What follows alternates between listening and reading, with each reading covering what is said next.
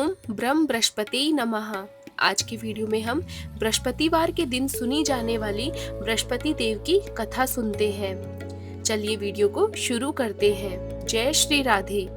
बहुत समय पहले की बात है। भारत में एक राजा राज्य करता था। वह अति प्रतापी एवं दानी था। वह प्रतिदिन मंदिर में भगवत दर्शन करने जाता था और गुरु और ब्राह्मण की सेवा भी किया करता था। उसके द्वार से कोई भी याचक निराश नहीं लौटता था। वह प्रत्येक गुरुवार को व्रत रखता और पूजन करता था। हर दिन गरीबों की मदद करता था। परंतु यह सब बातें उसकी रानी को पसंद नहीं थी। वह ना तो व्रत करती और ना ही किसी को भी एक पैसा दान रूप में देती थी। वह राजा को भी ऐसा करने से रोकती थी। यह उस समय की बात है जब राजा शिकार खेलने वन को गए हुए थे। महल में सिर्फ रानी और दासी थी। उस समय गुरु बृहस्पति साधु का रूप धारण कर राजा के दरवाजे पर भिक्षा मांगने आए। साधु ने रानी से भिक्षा मांगी तो वह कहने लगी, हे साधु महाराज, मैं इस दान पुण्य से तंग आ गई हूँ। इस काम के लिए तो मेरे पतिदेव ही बहुत हैं। अब आप ऐसी कृपा करें कि सारा धन नष्ट हो जाए और मैं आराम से रह सकूं। साधु का वेश रखे बृहस्पति देव ने कहा, हे देवी, तुम तो अति विचित्र हो। संतान और धन से तो कोई दुखी नहीं होता, सभी इसे चाहते हैं। पापी भी पुत्र और धन की इच्छा करता है। अगर तुम्हारे पास धन बहुत है तो भूखे मनुष्यों को भोजन कराओ, ब्राह्मणों को दान दो, प्याऊ लगवाओ, धर्मशालाएं बनवाओ, कुआं, तालाब, बावड़ी, बाग बगीचे आदि बनवाओ, निर्धनों की कुंवारी कन्याओं का विवाह करवाओ, साथ ही यज्ञादि करवाओ। इस प्रकार के कर्मों से आपके कुल का एवं आपका नाम लोक परलोक में प्रसिद्ध होगा एवं स्वर्ग की प्राप्ति होगी। किंतु वह मूर्ख रानी साधु की इन सब बातों से खुश नहीं हुई। वह बोली, हे साधु महाराज, मुझे ऐसी संपत्ति की आवश्यकता नहीं जो मेरे काम ही ना आए तथा जिसको मैं अन्य लोगों को दान दूं, जिसको रखने और संभालने में ही मेरा सारा समय नष्ट हो जाए। साधु ने रानी को समझाने का बहुत प्रयत्न किया, परंतु रानी अपनी बात पर अड़िग रही। तब साधु ने कहा, हे देवी, यदि तुम्हारी ऐसी इच्छा है तो जैसा मैं तुम्हें बताता हूँ वैसा ही करना। बृहस्पतिवार के दिन गोबर से घर को लीपना, अपने केशों को पीली मिट्टी से धोना, केशों को धोते समय स्नान करना, राजा से कहना कि वह भी हजामत बनवाए, भोजन में मांस मदिरा खाना, कपड़े धोबी के यहाँ धुलने डालना। इस प्रकार 7 बृहस्पतिवार निरंतर करने से तुम्हारा सब धन नष्ट हो जाएगा। ऐसा कहकर साधु रूपी बृहस्पति देव अंतर्ध्यान हो गए। रानी ने साधु के कहे अनुसार ही भरपेट 7 बृहस्पतिवार वैसा ही करने का विचार किया। साधु के बताए अनुसार करते हुए उसे केवल 3 बृहस्पतिवार ही बीते थे कि उसका समस्त धन संपत्ति नष्ट हो गई। कहे अनुसार ही भरपेट भोजन के लिए भी दोनों समय परिवार तरसने लगे तथा सांसारिक भोगों से दुखी रहने लगे। इस प्रकार के अभावग्रस्त जीवन से तंग आकर एक बार राजा रानी से कहने लगा, हे रानी, तुम यहाँ पर रहो, मैं दूसरे देश को जाता हूँ, क्योंकि यहाँ पर तो मुझे सभी मनुष्य जानते हैं, इसलिए मैं यहाँ कोई कार्य नहीं कर सकता। देश में चोरी तो परदेश में भीख के समान है। ऐसा कहकर राजा परदेश चला गया। वहां जंगल से लकड़ी काटकर लाता और उन्हें शहर में बेचकर जीवन यापन करने लगा। राजा के जाने के पश्चात इधर रानी और दासी दोनों दुखी रहने लगी। किसी दिन भोजन मिलता तो किसी दिन जल पीकर ही रहना पड़ता था। एक समय रानी और दासियों को 7 दिन बिना भोजन के व्यतीत हो गए। तो रानी अपनी दासी से बोली, हे दासी, यहाँ समीप ही के नगर में मेरी बहन रहती है जो बहुत धनवान है। तू उसके पास जा और वहाँ से 5 सेर बेजर मांगकर ले आ, जिससे कुछ समय के लिए गुजर बसर हो जाएगी। दासी उसकी बहन के पास गई। बृहस्पतिवार का दिन था। रानी की बहन उस समय ध्यानमग्न होकर पूजा कर रही थी। दासी ने रानी की बहन से कहा, हे रानी, मुझे आपके पास आपकी बहन ने भेजा है, मुझे 5 सेर बेजर दे दो। दासी ने अपनी बात अनेक बार कही, परंतु रानी की बहन ने तो कोई उत्तर नहीं दिया, क्योंकि उस समय वह बृहस्पतिवार की कथा सुन रही थी। रानी की बहन से जब दासी को कोई अपेक्षित उत्तर नहीं मिला तो वह अति दुखी हुई। उसे क्रोध भी आया। लौटकर वह रानी से बोली, हे रानी, आपकी बहन बहुत धनी स्त्री है, परंतु वह बहुत घमंडी भी है। वह छोटे लोगों से तो बात ही नहीं करती है। 5 सेर बेजर देने के लिए मैंने उससे बहुत बार कहा, परंतु उन्होंने कोई उत्तर नहीं दिया। इस प्रकार मुझे निराश व खाली हाथ लौटना पड़ा। रानी बोली, हे दासी, इसमें मेरी बहन का किसी प्रकार का कोई दोष नहीं है। जब बुरे दिन आते हैं तो कोई सहारा नहीं देता, अपने पराये हो जाते हैं। अच्छे बुरे का ज्ञान विपत्ति में ही होता है। जो ईश्वर की इच्छा होगी वही होगा। यह सब हमारे भाग्य का दोष है। उधर पूजा समाप्त होने के पश्चात रानी की बहन ने सोचा कि मेरी बहन की दासी आई थी, परंतु मैंने उसे कोई उत्तर नहीं दिया। इससे वह बहुत दुखी हुई होगी। कथा सुनकर तथा विष्णु भगवान का प्रसाद ग्रहण कर वह अपनी बहन के घर गई और बोली, हे बहन, मैं बृहस्पतिवार का व्रत कर रही थी। तुम्हारी दासी आई, परंतु कथा समाप्त होने से पहले ना उठते हैं और ना ही बोलते हैं, इसलिए मैं नहीं बोली। बताओ दासी, किस कार्य से मेरे पास गई थी? रानी बोली, बहन, हमारे घर में अनाज नहीं था और राजा परदेश गए हुए हैं। वैसे तुमसे तो कोई बात छिपी नहीं है, इसी कारण मैंने दासी को तुम्हारे पास 5 सेर बेजर लेने के लिए भेजा था। इस पर रानी की बहन बोली, हे बहन, बृहस्पति भगवान सबको मनोवांछित फल देते हैं। देखो, शायद तुम्हारे घर के ही किसी कोने में अनाज रखा हो। यह सुनकर रानी की बहन की बातों से विस्मित दासी घर के अंदर गई तो वहां उसे एक घड़ा बेजर का भरा मिला। उसे बड़ा आश्चर्य हुआ, क्योंकि उसके अनुसार तो घर का एक एक बर्तन अन्न से खाली था। उसने बाहर आकर रानी को सारा वृतांत सुनाया। दासी अपनी रानी से कहने लगी, हे रानी, देखो, वैसे भी हमको जब अन्न नहीं मिलता तो यह भी व्रत के समान ही है। अगर इनसे व्रत की विधि और कथा पूछ ली जाए तो बृहस्पतिवार का व्रत हम भी किया करेंगे। और फिर दासी के कहने पर रानी ने अपनी बहन से बृहस्पतिवार व्रत पूजन विधि एवं नियमों के बारे में विस्तार से पूछा। उन्होंने बताया, जो बृहस्पतिवार के व्रत में चने की दाल और मुनक्का से विष्णु भगवान का केले की जड़ में पूजन कर दीपक जलाता है, पीला भोजन करता है, पीले वस्त्र धारण करता है तथा प्रेम पूर्वक बृहस्पति भगवान की कथा सुनता है, इस प्रकार करने से गुरु भगवान उस भक्त से प्रसन्न होते हैं, धन अन्न पुत्र देते हैं, मनोवांछित मनोकामना पूर्ण करते हैं। व्रत एवं पूजन की विधि बताकर रानी की बहन अपने घर लौट गई। तत्पश्चात रानी और दासी दोनों ने निश्चय किया कि बृहस्पति देव भगवान का व्रत एवं पूजन जरूर करेंगे। 7 दिन पश्चात जब बृहस्पतिवार आया तो दोनों ने व्रत रखा। गुड़छाल में जाकर चना और गुड़ बीन लाई और उसकी दाल बनाकर केले की जड़ में विष्णु भगवान का पूजन किया। अब पीला भोजन कहाँ से आए, यह सोचकर दोनों बड़ी दुखी हुई, परंतु उन्होंने व्रत किया था, इसलिए बृहस्पति देव भगवान उनसे प्रसन्न थे। एक साधारण व्यक्ति के रूप में वे 2 सुंदर थालों में पीला भोजन लेकर आए थे और दासी को देकर बोले, हे दासी, यह भोजन तुम्हारे और रानी के लिए है, तुम दोनों ही इसे ग्रहण करना। दासी भोजन पाकर अति प्रसन्न हुई और रानी से बोली, हे रानी, भोजन कर लो। रानी को भोजन के विषय में कुछ पता नहीं था, इसलिए वह दासी से बोली, जा तू ही भोजन कर, क्योंकि तू व्यर्थ में ही हमारी हंसी उड़ाती है। दासी बोली, हे रानी, एक व्यक्ति इसलिए भोजन दे गया है। रानी बोली, वह भोजन तेरे लिए ही दे के गया है, इसलिए तू ही भोजन कर। दासी ने कहा, हे रानी, वह व्यक्ति हम दोनों के लिए 2 थालों में भोजन देकर गया है, अतः मैं और आप दोनों ही साथ साथ भोजन करेंगे। दोनों ने गुरु भगवान को धन्यवाद एवं नमस्कार कर भोजन प्रारंभ किया। उसके बाद से दोनों प्रत्येक बृहस्पतिवार को गुरु भगवान का व्रत एवं पूजन करने लगे। बृहस्पति भगवान की कृपा से उन दोनों की भोजन एवं धन की कमी दूर हो गई।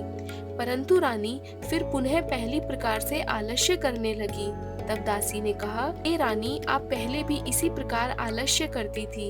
आपको धन संभालने एवं दान देने में कष्ट होता था, इसी कारण सभी धन नष्ट हो गया और हमारी ऐसी दुर्दशा हो गई। अब गुरु भगवान की कृपा से धन मिला है तो आपको फिर से आलस्य हो रहा है। बड़े कष्टों के बाद तो हमने यह धन पाया है, इसलिए आपको दान पुण्य करना चाहिए। भूखे मनुष्यों को भोजन कराओ, ब्राह्मणों को दान दो, प्याऊ लगवाओ, कुआं, तालाब, बावड़ी आदि का निर्माण करवाओ, कुंवारी कन्याओं का विवाह करवाओ, मंदिर पाठशाला बनवाकर दान दो, धन को शुभ कार्यों में खर्च करो, जिससे आपके कुल का सम्मान बढ़े तथा आपको स्वर्ग की प्राप्ति हो और आपके पितृ प्रसन्न हो। दासी की बात मानकर रानी ने इसी प्रकार के सत्कर्म करने प्रारंभ किए। इस प्रकार करने से उसका काफी यश फैलने लगा। कुछ दिनों बाद एक दिन रानी और दासी आपस में विचार करने लगे कि न जाने राजा किस दशा में होंगे। उनकी तो कोई खोज खबर ही नहीं है। रानी राजा की कोई खबर ना पाकर उदास रहने लगी। गुरु भगवान से उन्होंने प्रार्थना की। भगवान ने रात्रि में राजा को स्वप्न में दर्शन देकर कहा, हे राजा उठ, तेरी रानी तुझको याद करती है, अब अपने देश लौट जा। राजा प्रातः काल उठा। वह सोचने लगा कि मैं किस प्रकार रानी के पास खाली हाथ जाऊंगा। मेरे पास तो कुछ भी नहीं है। स्त्री जाति तो खाने और पहनने की ही साथी होती है। पर प्रभु की आज्ञा मानकर वह अपने नगर चलने को तैयार हुआ। परदेश में राजा बहुत दुखी रहने लगा। प्रतिदिन जंगल से लकड़ी बीन कर लाता और उसे शहर में बेचकर अपने दुखी जीवन को बड़ी कठिनाई से व्यतीत करता था। एक दिन राजा दुखी होकर अपने पुराने दिनों को याद करके रोने लगा। उस जंगल में बृहस्पति देव एक साधु का रूप धरकर आए और राजा से बोले, हे लकड़हारे, तुम इस भयावन जंगल में किस चिंता में बैठे हो, मुझे बताओ। यह सुनकर राजा की आंखों में आंसू आ गए और वह साधु को प्रणाम कर बोला, हे प्रभु, आप सब कुछ जानने वाले हैं। इतना कहकर राजा ने साधु को अपनी समस्त व्यथा सुना दी। तब साधु रूप में गुरु भगवान राजा से बोले, हे राजन, तुम्हारी पत्नी ने बृहस्पतिवार के दिन बृहस्पति देव का अपमान किया था, जिसके कारण तुम्हारी यह दुर्दशा हुई है। अब तुम किसी प्रकार की चिंता मत करो, भगवान तुम्हें पहले से अधिक धन प्रदान करेंगे। देखो, तुम्हारी पत्नी ने बृहस्पतिवार का व्रत प्रारंभ कर दिया है। अब तुम भी बृहस्पतिवार का व्रत करके चने की दाल व गुड़ जल के लोटे में डालकर केले का पूजन करो। फिर कथा कहो या सुनो, भगवान तुम्हारी सभी इच्छाओं की पूर्ति करेंगे। साधु के वचन सुनकर राजा बोला, हे प्रभु, मुझे लकड़ी बेचने के पश्चात इतना पैसा भी नहीं बचता कि भोजन करने के उपरांत कुछ और भी बचा सकूं। मैंने रात्रि में अपनी रानी को व्याकुल एवं व्यतीत देखा है। मेरे पास कोई साधन भी नहीं है जिससे उसका समाचार भी जान सकूं। इसके अतिरिक्त मैं बृहस्पति देव की कथा भी नहीं जानता हूँ, जिसे कह या सुनकर मैं व्रत धारण कर भगवान बृहस्पति का पूजन कर सकूं। साधु ने कहा, हे राजा, तुम किसी बात की चिंता मत करो। बृहस्पतिवार के दिन तुम नित्य भांति लकड़ियां लेकर शहर में जाओ। तुम्हें रोज से दुगुना धन प्राप्त होगा, जिससे तुम भली भांति भोजन कर लोगे तथा गुड़ एवं चने का प्रसाद खरीदकर बृहस्पति देव की पूजा भी कर सकते हो। बृहस्पतिवार की कहानी इस प्रकार से है। प्राचीन समय में एक बहुत ही निर्धन ब्राह्मण था। उसके कोई संतान नहीं थी। ब्राह्मण नित्य पूजा पाठ करता। ब्राह्मण स्वभाव से दयालु एवं धार्मिक विचारों वाला व्यक्ति था, परंतु उसकी पत्नी बहुत मलिनता के साथ रहती थी। वह ना तो स्नान करती और ना ही किसी देवता का पूजन करती थी। सुबह उठते ही सर्वप्रथम भोजन करती तथा बाद में घर के अन्य कोई कार्य करती थी। अपनी पत्नी की ऐसी आदत के कारण ब्राह्मण देवता बहुत दुखी रहते थे। वह अपनी पत्नी को बहुत समझाते, किंतु उसका कोई परिणाम न निकलता। भगवान की कृपा से ब्राह्मण की स्त्री के कन्या उत्पन्न हुई। वह कन्या ब्राह्मण के घर में बड़ी होने लगी। यह बालिका प्रातः काल ही स्नान करके भगवान विष्णु का जप करती, बृहस्पतिवार का व्रत भी करने लगी। पूजा पाठ समाप्त कर पाठशाला जाती तो अपनी मुट्ठी में जौ भरकर ले जाती और पाठशाला जाने के रास्ते में डालती जाती। भगवान बृहस्पति की कृपा से वहीं जो सोने के हो जाते तो लौटते समय उनको बीनकर घर ले आती। एक दिन वह बालिका सूप में उन सोने के जौ को फटककर साफ कर रही थी। तभी उसकी माँ ने देख लिया और कहा, हे बेटी, सोने के जौ को फटकने के लिए तो सूप भी सोने का ही होना चाहिए। दूसरे दिन बृहस्पतिवार था। कन्या ने व्रत रखा और भगवान बृहस्पति से प्रार्थना करने लगी, हे प्रभु, यदि मैंने सच्चे मन से श्रद्धा पूर्वक आपका पूजन एवं व्रत किया हो तो कृपया मुझे सोने का सूप दे दो। बृहस्पति देव ने उसकी प्रार्थना स्वीकार कर ली। नित्य की भांति वह कन्या जौ फैलाती हुई पाठशाला चली गई।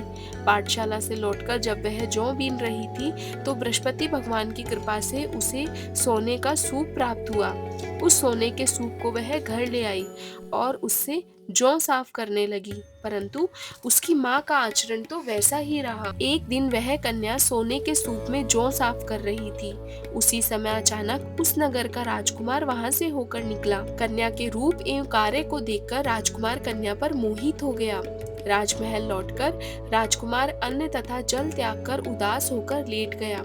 राजा को जब अपने पुत्र द्वारा अन्न जल त्यागने का समाचार ज्ञात हुआ तो अपने मंत्रियों के साथ वह राजकुमार के पास गए और बोले, हे बेटा, तुम्हें किस बात का दुख है? क्या किसी ने तुम्हारा अपमान किया है अथवा कोई और कारण है? मुझे बताओ, मैं वही करूँगा जिससे तुम प्रसन्न हो जाओ। राजकुमार ने अपने पिता की बातें सुनी और वह बोला, आपकी कृपा से मुझे किसी प्रकार का कोई कष्ट नहीं है। किसी ने मेरा अपमान भी नहीं किया, परंतु मैं उस कन्या के साथ विवाह करना चाहता हूँ जो सोने के सूप में जौ फटक रही थी। यह सुनकर राजा आश्चर्य में पड़ गया और बोला, हे राजकुमार, इस तरह की कन्या का पता तो तुम ही लगाओ। मैं तुम्हारा विवाह उसके साथ अवश्य ही करवा दूंगा। राजकुमार ने प्रसन्न होकर राजा को उस ब्राह्मण कन्या के घर का पता बताया। राजा के आदेश पर मंत्री उस कन्या के घर गया और राजा का आदेश ब्राह्मण को कह सुनाया। कुछ ही दिन बाद ब्राह्मण की कन्या का विवाह राजकुमार के साथ हो गया। घर से कन्या के विदा होते ही ब्राह्मण के घर में पहले की तरह निर्धनता वास करने लगी। अब भोजन के लिए अनाज भी बड़ी मुश्किल से मिलता था। एक दिन दुखी होकर ब्राह्मण देवता अपनी बेटी से मिलने गए। बेटी पिता की ऐसी अवस्था को देखकर बहुत दुखी हुई। उसने अपनी माँ का समाचार पूछा। ब्राह्मण ने पुत्री को सभी हाल कह सुनाया। पुत्री ने अपने पिता को बहुत सा धन देकर विदा किया। इस प्रकार ब्राह्मण का कुछ समय सुखपूर्वक व्यतीत हुआ, लेकिन धन समाप्त होने के बाद ही स्थिति पूर्ववत हो गई। ब्राह्मण फिर अपनी पुत्री के यहाँ गया और उसे सभी हाल कह सुनाया। पुत्री बोली, हे पिताजी, आप अपने साथ माताजी को यहाँ लेकर आओ। मैं उन्हें यह विधि बता दूंगी जिससे दरिद्रता दूर हो जाएगी। ब्राह्मण देवता अपनी पत्नी को साथ लेकर राजमहल अपनी बेटी के यहाँ पहुँचे तो बेटी ने अपनी माँ को समझाया, हे माँ, तुम सुबह जल्दी उठकर सर्वप्रथम स्नानादि करके भगवान विष्णु का पूजन करो तो सब निर्धनता दूर हो जाएगी। परंतु उसकी माँ ने उसकी एक न मानी। वह सुबह उठकर सर्वप्रथम अपनी पुत्री का बचा झूठन खा लेती थी। एक दिन उसकी बेटी को अपनी माँ पर बहुत गुस्सा आया। उसने एक रात एक कोठरी से सारा सामान निकलवाकर अपनी माँ को उसमें बंद कर दिया। प्रातः कोठरी से अपनी माँ को निकालकर स्नानादि करा के पूजा पाठ करवाया तो उसकी माँ की बुद्धि ठीक हो गई। इसके बाद वह प्रतिदिन पूजा पाठ करती और प्रत्येक बृहस्पतिवार को व्रत भी करने लगी। इस व्रत के प्रभाव से उसकी माँ भी अत्यंत धनवान और पुत्रवती हो गई तथा बृहस्पति देवता की कृपा से वृद्धावस्था में मृत्यु को प्राप्त कर स्वर्ग को गई। वह ब्राह्मण भी सुख पूर्वक इस लोक का सुख भोग कर स्वर्ग को प्राप्त हुआ। इस प्रकार कहानी कहकर साधु देवता वहां से अंतर्ध्यान हो गए। धीरे धीरे समय बीत गया और बृहस्पतिवार का दिन आया।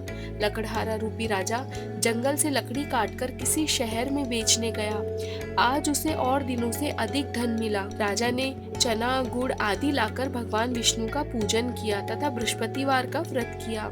उस दिन से उसके सभी कष्ट दूर हो गए, परंतु अगले बृहस्पतिवार को वह व्रत करना भूल गया। इस कारण बृहस्पति भगवान उससे रुष्ट हो गए। उस दिन उस नगर के राजा ने विशाल यज्ञ का आयोजन किया तथा अपने समस्त राज्य में घोषणा करवा दी कि कोई भी मनुष्य अपने घर में भोजन न बनाए और आग भी न जलाए। सब लोग मेरे यहाँ ही भोजन करने आए। इस आज्ञा को जो नहीं मानेगा उसको सूली पर लटका दिया जाएगा। राजा की आज्ञा के अनुसार राज्य के सभी निवासी राजा के भोज में सम्मिलित होने गए, परंतु लकड़हारा कुछ विलंब से पहुंचा, इसलिए राजा उसको भोजन कराने अपने साथ महल में ले गए। जब राजा लकड़हारे को भोजन करा रहे थे तो रानी की दृष्टि उस खूंटी पर पड़ी जिस पर उसका नौलखा हार लटका हुआ था। उसे हार खूंटी पर लटका दिखाई नहीं दिया। रानी को निश्चय हो गया कि मेरा हार उस लकड़हारे ने ही चुराया होगा। उसी समय रानी की जिद पर राजा ने सैनिक बुलवाकर लकड़हारे को जेल में डलवा दिया। जेल खाने में बंद वह लकड़हारा बहुत दुखी होकर विचार करने लगा कि न जाने कौन से पूर्व जन्म के कुकर्म से मुझे ये दुख प्राप्त हुआ है। जेल में बंद लकड़हारा भगवान बृहस्पति को याद करने लगा। तत्काल बृहस्पति देव साधु के रूप में प्रकट होकर उसकी दशा देखकर कहने लगे, अरे मूर्ख, तू बृहस्पतिवार को बृहस्पति देव की कथाएं व्रत करना भूल गया, इसी कारण तुझे यह दुख प्राप्त हुआ है। अब किसी प्रकार की चिंता मत कर। बृहस्पतिवार के दिन जेल खाने के दरवाजे पर तुझे 4 पैसे पड़े मिलेंगे। तुम उन पैसों से प्रसाद मंगवाना। भगवान बृहस्पति का पूजन एवं कथा कहना। कथा का प्रसाद स्वयं भी ग्रहण करना और दूसरों को भी खिलाना। इस प्रकार करने से तुम्हारे सभी कष्ट दूर हो जाएंगे। अगले बृहस्पतिवार राजा को जेल के द्वार पर 4 पैसे मिले। राजा ने पूजा का सामान मंगवाकर कथा कही और प्रसाद बांटा। उसी रात बृहस्पति देव ने नगर के राजा को सपने में दर्शन देकर कहा कि हे राजा, तूने जिस आदमी को जेल खाने में बंद कर रखा है वह निर्दोष है, वह राजा है, उसे छोड़ दो। रानी का नौलखा हार तो उसी खूंटी पर लटका हुआ है। अगर तू ऐसा नहीं करेगा तो मैं तेरे राज्य को नष्ट कर दूंगा। राजा सुबह उठा और देखा कि खूंटी पर हार लटका हुआ है, तो उसने लकड़हारे को बुलवाकर उससे क्षमा मांगी तथा राजा के योग्य सुंदर वस्त्र आभूषण देकर उन्हें विदा किया। बृहस्पति देव की आज्ञा के अनुसार राजा अपने नगर को चल दिया। जब वह नगर के निकट पहुंचा तो उसे बहुत आश्चर्य हुआ। वहां पहले से अधिक तालाब, बाग एवं कुएं, बहुत सी धर्मशालाएं, मंदिर आदि बने हुए थे। राजा ने जब नगर वासियों से पूछा कि ये सब किसके हैं, तो लोग कहने लगे कि ये सब तो रानी और दासी ने बनवाए हैं। राजा को बहुत आश्चर्य हुआ और क्रोध भी आया। जब रानी ने यह खबर सुनी कि राजा आ रहे हैं तो उसने दासी से कहा, हे दासी, देखो राजा हमें कितनी दीन अवस्था में छोड़कर गए थे। वे हमारी ऐसी हालत देखकर कहीं द्वार से लौट न जाएं, इसलिए तू द्वार पर खड़ी हो जा। रानी की आज्ञा के अनुसार दासी दरवाजे पर खड़ी हो गई। जब राजा आए तो उन्हें अपने साथ महल में लिवा लाई। तब राजा ने क्रोध करके अपनी तलवार निकाली तथा रानी से पूछा, बताओ इतना धन तुम्हें कैसे और किस प्रकार प्राप्त हुआ है। तब रानी ने बताया कि हमें यह सब धन बृहस्पति देव के प्रभाव से प्राप्त हुआ है। अब राजा ने निश्चय किया कि 7 दिन के बाद तो सभी बृहस्पति देव का पूजन करते हैं, परंतु मैं प्रतिदिन दिन में 3 बार कथा कहा करूंगा और नित्य व्रत किया करूंगा। अब राजा के दुपट्टे में हर समय चने की दाल बंधी रहती थी। दिन में 3 बार वह कथा कहता। ऐसे ही एक दिन राजा ने विचार किया कि चलो अपनी बहन के यहाँ होकर आते हैं। ऐसा निश्चय कर राजा घोड़े पर सवार होकर अपनी बहन के यहाँ चल दिया। मार्ग में उसने देखा कि कुछ आदमी एक मुर्दे को लिए जा रहे हैं। उन्हें रोककर वह कहने लगा, अरे भाइयों, मेरी बृहस्पतिवार की कथा सुन लो। वे बोले, लो, हमारा तो आदमी मर गया है और इसको अपनी कथा की पड़ी है। परंतु कुछ आदमी बोले कि अच्छा कहो, हम तुम्हारी कथा सुनेंगे। राजा ने दाल निकाली और कथा कहनी शुरू कर दी। जब कथा आदि हुई तो मुर्दा हिलने लगा और जब कथा समाप्त हुई तो राम राम करके मुर्दा खड़ा हो गया। राजा आगे चला। उसे चलते चलते शाम हो गई। आगे मार्ग में उसे एक किसान खेत में हल चलाता मिला। राजा उससे बोला, अरे भैया, मेरी बृहस्पतिवार की कथा सुन लो। किसान बोला, जब तक मैं तेरी कथा सुनूंगा 4 हरैया जोत लूंगा। जाओ भैया, अपनी कथा किसी और को सुनाना। राजा आगे चलने लगा। राजा के हटते ही किसान के बैल पछाड़ खाकर गिर गए और किसान के पेट में बहुत तेज दर्द होने लगा। उसी समय किसान की माँ रोटी लेकर आई। उसने जब यह देखा तो अपने पुत्र से सारा हाल पूछा। बेटे ने सारा हाल बता दिया। किसान की माँ दौड़ी दौड़ी घोड़े पर सवार राजा के पास गई और उससे बोली, मैं तेरी कथा सुनूंगी, लेकिन बेटा तू अपनी कथा मेरे खेत पर चलकर ही कहना। राजा ने लौटकर किसान के खेत पर जाकर कथा कही, जिसे सुनते ही बैल खड़े हो गए और किसान के पेट का दर्द भी बंद हो गया। और फिर राजा अपनी बहन के घर पहुंचा। बहन ने भाई की खूब आवभगत की। दूसरे दिन सुबह राजा जगा तो उसने देखा कि सब लोग भोजन कर रहे हैं। राजा ने अपनी बहन से पूछा कि क्या कोई ऐसा मनुष्य है जिसने भोजन नहीं किया हो, जो मेरी बृहस्पतिवार की कथा सुन ले। तो बहन बोली, भैया यह देश ऐसा ही है, यहाँ लोग पहले भोजन करते हैं, बाद में अन्य कोई काम करते हैं। अगर कोई पड़ोस में हो तो देख आती हूँ। ऐसा कहकर बहन चली गई, परंतु उसे कोई भी ऐसा व्यक्ति नहीं मिला जिसने भोजन ना किया हो। अंत में वह एक कुम्हार के घर गई। उसका लड़का 3 दिन से बीमार था। पता चला कि वहां तो किसी ने 3 दिन से भोजन ही नहीं किया। राजा की बहन ने अपने भाई की कथा सुनने के लिए कुम्हार से आग्रह किया, तो वह तैयार हो गया। राजा ने जाकर बृहस्पतिवार की कथा कही, जिसको सुनकर कुम्हार का लड़का ठीक हो गया। इतने चमत्कार देखकर अब तो राजा की हर ओर प्रशंसा होने लगी। कुछ दिन बाद एक दिन राजा ने अपनी बहन से कहा, हे बहन, मैं अपने घर को जाऊंगा, तुम भी तैयार हो जाओ।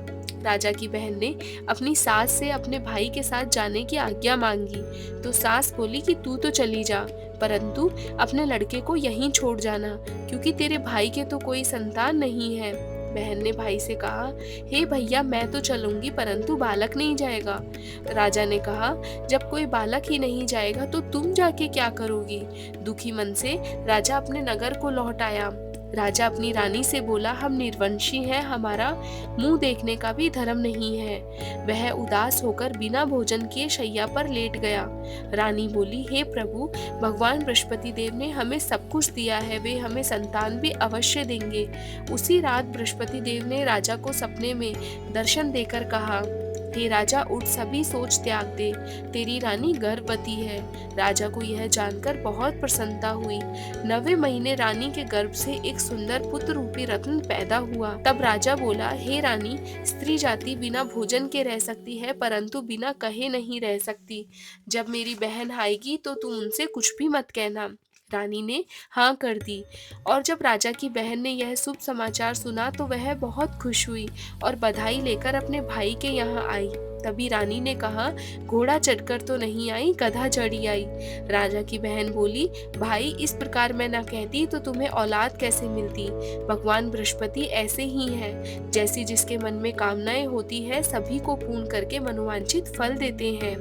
जो श्रद्धा पूर्वक बृहस्पतिवार का व्रत करता है एवं कथा पढ़ता है अथवा सुनता है और दूसरों को सुनाता है, बृहस्पति देव उसकी समस्त मनोकामनाएं पूर्ण करते हैं। बृहस्पति देव उनकी सदैव रक्षा करते हैं। जो श्रद्धा एवं संपूर्ण आदर भाव से बृहस्पति देव का पूजन एवं सच्चे दिल से व्रत करते हैं, उनकी सब मनोकामनाएं पूर्ण होती है। सच्चे मन एवं हृदय से रानी और राजा ने बृहस्पति देव की कथा का गुणगान किया। उनकी सभी इच्छाएं बृहस्पति देव ने पूरी की। इसलिए सबको कथा कहने अथवा सुनने के बाद बृहस्पति भगवान का प्रसाद ग्रहण करना चाहिए तथा सच्चे मन एवं भावना से भगवान बृहस्पति का मनन करते हुए सदा उनकी जय जयकार करनी चाहिए। ओम ब्रह्म बृहस्पति नमः। इसी के साथ बृहस्पतिवार की कथा समाप्त होती है। इसके बाद आपको भगवान बृहस्पति देव की आरती गानी है।